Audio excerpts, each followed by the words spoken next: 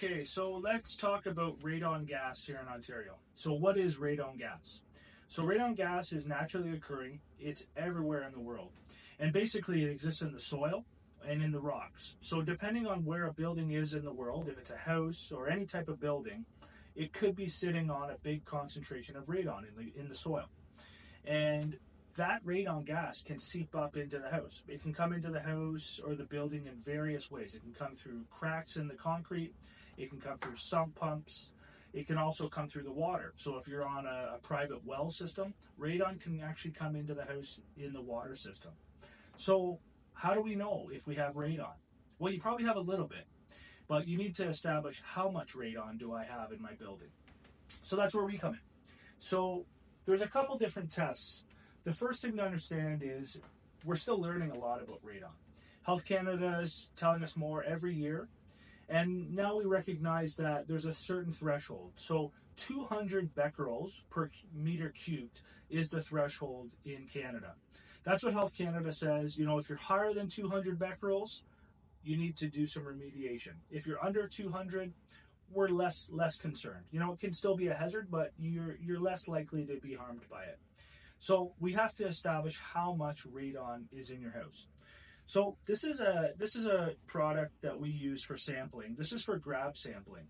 So there's a couple different testing methods. There's grab sampling, which can be done in 1 to 2 hours. Then you have a short-term test, which a test is less than 90 days. And you have a long-term test, which is greater than 90 days. So if you have time, a long-term test is always your friend. And that's what Health Canada recommends. But a lot of times people don't have 91 days or even up to a year to get their radon test done. So as property inspectors, we need to come up with some solutions. So we do the grab sampling here. This basically plugs into the wall. We put it in the lowest level of the house, so oftentimes in the basement. We recommend it goes in the lowest level of the house that people spend up to 4 hours of time in per day. So that's often the basement, or if it's a house without a basement or a building with no basement, it would just be the main floor. So we'll set this up and we will let it take a sample of the air tested for radon for at least 1 hour and sometimes up to 2 hours. And this produces a report, and we'll provide our customers with a report on how much radon was present in the house. And that's going to give you an idea with where the house was at that day. You know, it's really important. Radon's this tricky thing that it can change day by day. And depending on what the weather's doing outside, you may have a greater or lesser radon volume in the house. So it is a technical thing, and we try to get as deep into that as we can.